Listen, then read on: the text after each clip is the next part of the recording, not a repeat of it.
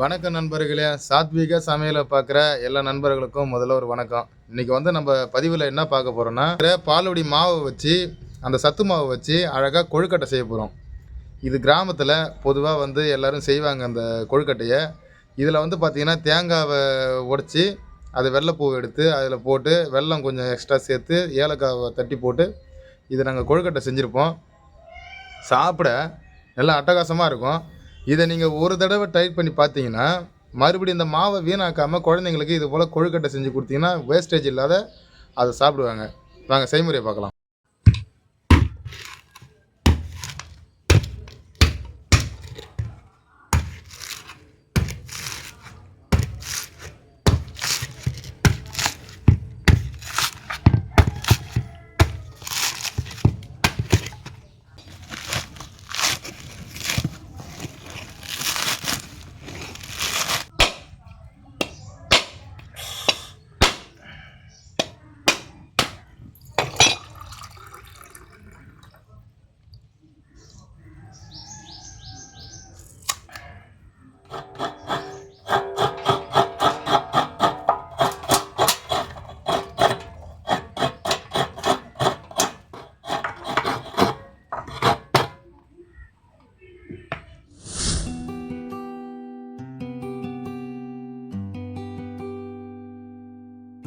பாலோடி மாவு கொழுக்கட்டை செய்ய முதல்ல 100 கிராம் வெல்லம், அதில் ஒரு 3 துண்டு ஏலக்காவை தட்டி நசுக்கி வச்சுருக்கேன்.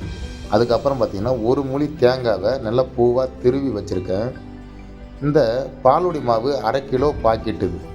இந்த மாவு எவ்வளோ அளவுன்னு பார்த்தீங்கன்னா 1/2 கிலோ. முதல்ல கட் பண்ணி அதுக்கப்புறம் ஒரு பிளேட்டில் அதை கொட்டிக்கலாம்.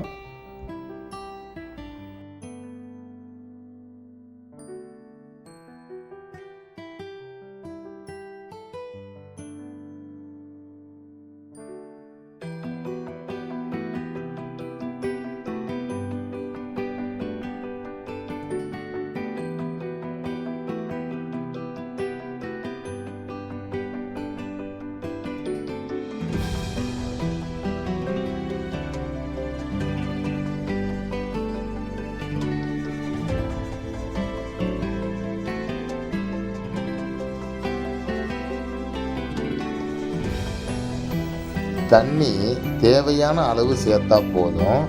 ஏன்னா ரொம்ப தண்ணி அதிகமாக சேர்த்துட்டிங்கன்னா குழ குழன்னு ஆகிடும். இது போல் பிசைஞ்சு பார்த்துட்டு திட்டமாக தண்ணியை சேர்த்துக்கும்.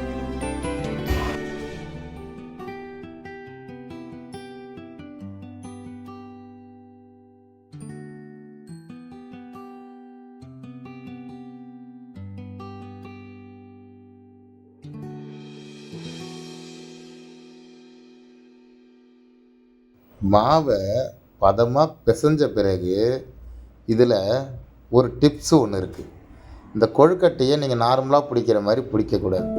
நல்லா விரல் அச்சு படுற மாதிரி இது போல் நல்லா அழுத்தமாக பிடிச்சிங்கன்னா இது வெந்த பிறகு சாப்பிட்றதுக்கு நல்லா சுவையாக இருக்கும். ஏன்னா கொஞ்சம் அழுத்தமாக பிடிக்கும். இந்த விரல் அச்சு எப்படி தெரியுது பாருங்க, அது தெரிகிற மாதிரி இந்த கொழுக்கட்டையை ஒன்று ஒன்றா நல்லா பிடிச்சி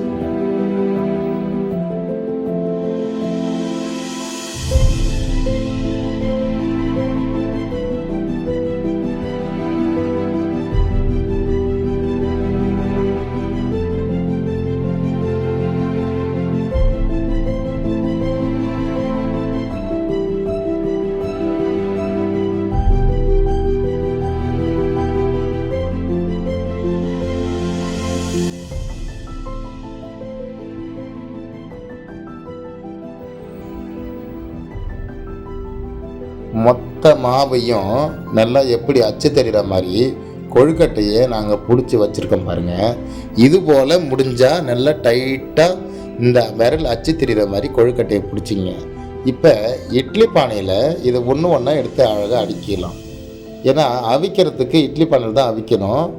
அப்போ தான் நல்லா இருக்கும். ஒரு துணியை நல்லா புழிஞ்சிட்டு நினச்சி அதை பாருங்கள். அதில் ஒன்று ஒன்றா எடுத்து அழகாக ஒன்றோட ஒன்று ஒட்டிக்காமல் அப்படியே அழகாக பூ போல் அடிக்கணும்.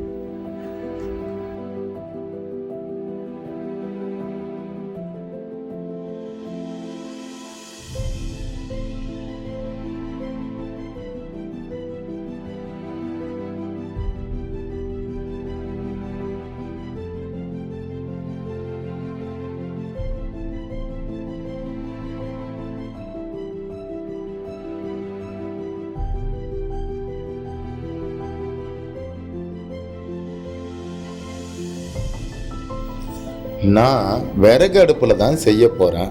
உங்கள்கிட்ட அடுப்பு எப்படி இருக்கோ அதுபோல் வசதிக்கு தகுந்த மாதிரி நீங்கள் பயன்படுத்திக்கங்க. நாங்கள் கிராமத்தில் இருக்கிறதால விறகு அடுப்பில் தான் நாங்கள் அவிக்க போகிறோம். பாருங்கள், விறகு அடுப்பில் செஞ்சாலே அது ஒரு நல்ல மனமும் நல்ல சுவையும் கொடுக்கும்.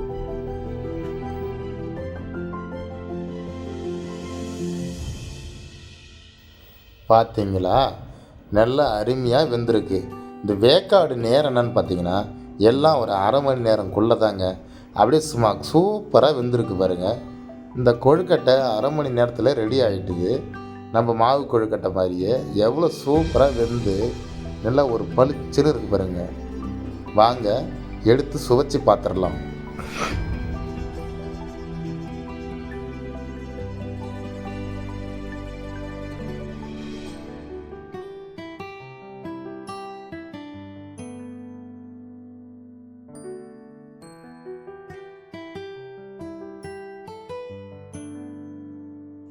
பால்வடி மாவு கொழுக்கட்டை செஞ்சுருக்கோம். அடிக்கிற மழைக்கு நல்லா ஒரு அல்டிமேட்டாக இருக்கும்னு நினைக்கிறேன். சாப்பிடுவோம்.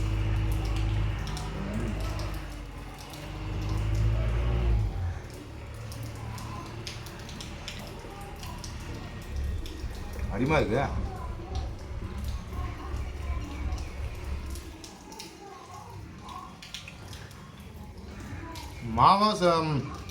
மாவா சாப்பிட்றத விட அந்தமாரி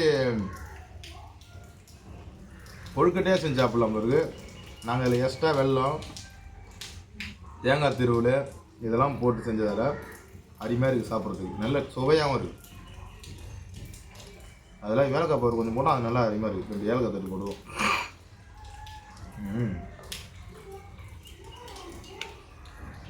நல்லா இருக்கு.